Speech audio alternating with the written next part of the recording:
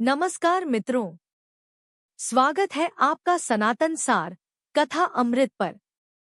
मैं हूं आपका मित्र और आज हम सुनेंगे भारत के सबसे प्राचीन और रहस्यमय मंदिर की कथा, जहां समय भी अपनी हार मान लेता है।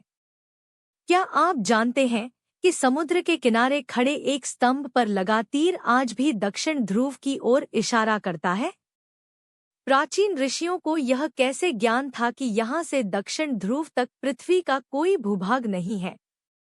और क्या आप जानते हैं कि इसी मंदिर को इतिहास में कम से कम 10 बार तोड़ा गया, फिर भी यह हर बार फीनिक्स पक्षी की तरह राख से पुनर्जीवित हुआ? आज की कथा है भगवान शिव के पहले ज्योतिर्लिंग सोमनाथ की। यह केवल पत्थरों की इमारत नहीं, बल्कि भारतीय संस्कृति और सनातन धर्म की अटूट ध्वजा है। आइए चलते हैं उस पावन भूमि पर, जहां चंद्रमा ने अपनी बीमारी का इलाज ढूंढा था और जहां भगवान कृष्ण ने अपना अंतिम सांस लिया था। कथा की शुरुआत होती है सतयुग से, जब प्रजापति दक्ष ने अपनी 27 पुत्रियों का विवाह चंद्रमा के साथ किया था। अश्विनी से लेकर रोहिणी तक सभी नक्षत्र रूपी कन्याएं चंद्रमा की पत्नियां बनी। शुरू में सब कुछ ठीक रहा, चंद्रमा प्रसन्न थे और दक्ष कन्याएं भी अपने स्वामी को पाकर शोभायमान थी। लेकिन समय के साथ चंद्रमा के मन में वैषम्य आ गया। उन 27 पत्नियों में रोहिणी उन्हें अतिशय प्रिय थी। चंद्रमा का अधिकांश समय और प्रेम केवल रोहिणी के पास ही बीतता था। शेष 26 पत्नियां उपेक्षा की आग में जलने लगी। जब प्रेम में भेदभाव होता है तो घर ही नहीं, सृष्टि भी विचलित हो जाती है। दुखी होकर सभी स्त्रियां अपने पिता प्रजापति दक्ष के पास गईं और अपने कष्टों का वर्णन किया। पुत्रियों की व्यथा सुनकर दक्ष का हृदय क्रोध और दुख से भर गया। उन्होंने चंद्रमा को बुलाया और शालीनतापूर्वक समझाया। दक्ष ने कहा, कलानिधे, तुमने निर्मल और पवित्र कुल में जन्म लिया है, फिर भी तुम अपनी पत्नियों के साथ भेदभावपूर्ण व्यवहार करते हो। तुम्हारे आश्रय में रहने वाली जितनी भी स्त्रियां हैं, उनके प्रति तुम्हारे मन में प्रेम कम और अधिक, ऐसा सौतेला व्यवहार क्यों है?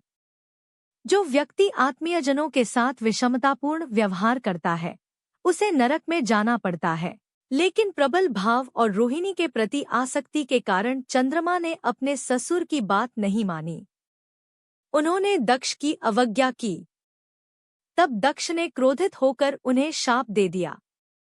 दक्ष ने कहा, सुनो चंद्र, मैंने पहले तुम्हें वरदान दिया था, लेकिन तुमने उसे माना नहीं। इसलिए अब तुम क्षय रोग से ग्रसित हो जाओ।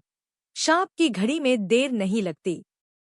दक्ष के मुख से शाप निकलते ही क्षण भर में चंद्रमा क्षय रोग से ग्रसित हो गए। उनका तेज क्षीण होने लगा।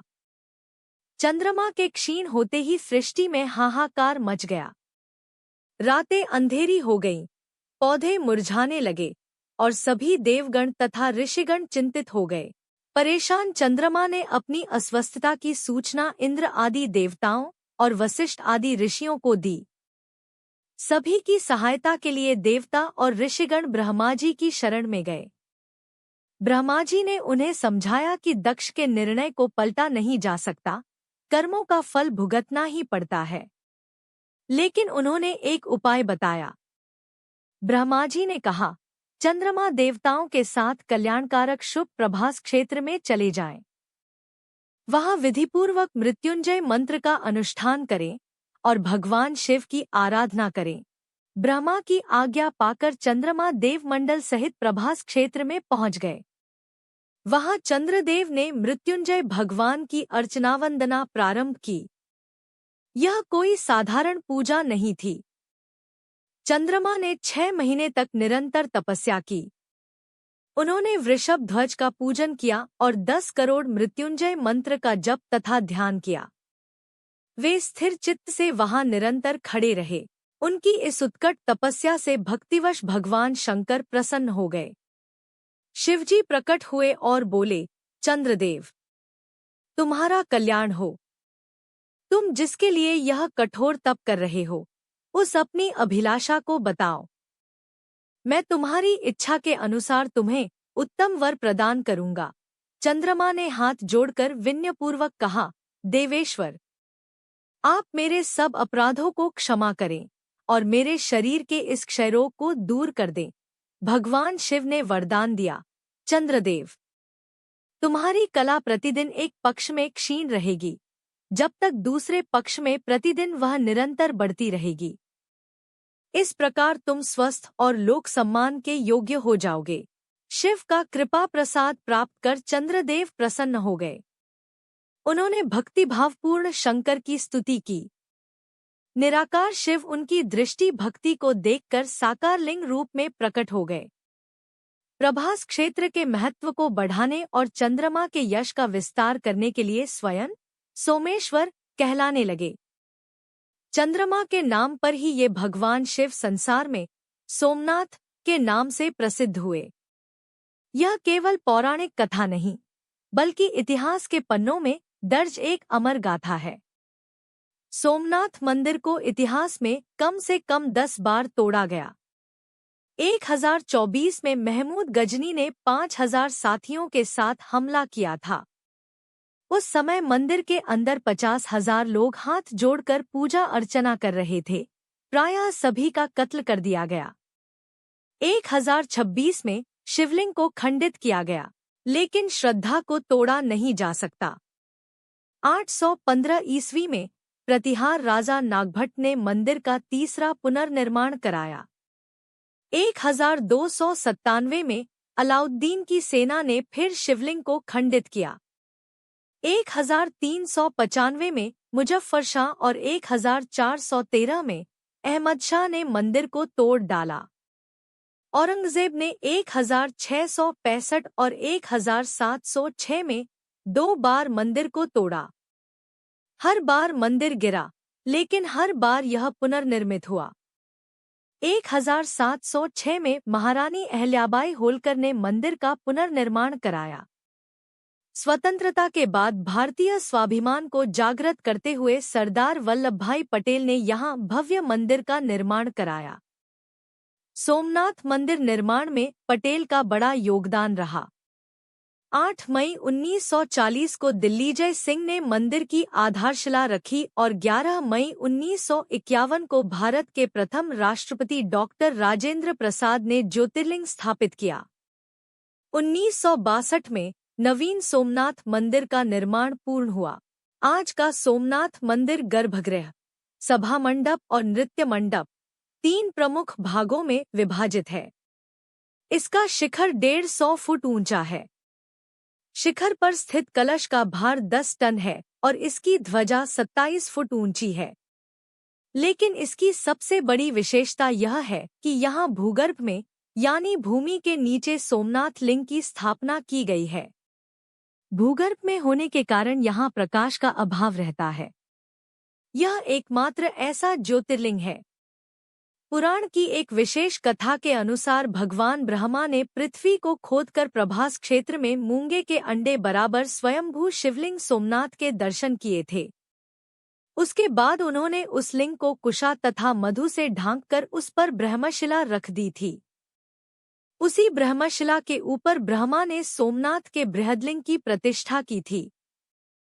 चंद्रमा इसी बृहदलिंग की अर्चना वंदना करने के बाद प्रजापति दक्ष के शाप से मुक्त हुए थे। इस पवित्र भूमि पर केवल एक ही मंदिर नहीं, बल्कि सोमनाथ नगर के लगभग 10 किलोमीटर क्षेत्र में कुल 2 मंदिर स्थापित हैं। प्राचीन काल में यहाँ शिवजी के 135 मंदिर, विष्णु भगवान के 5 मंदिर, देवी के 25 मंदिर, सूर्यदेव के 16 मंदिर और गणेश जी के 5 मंदिर थे।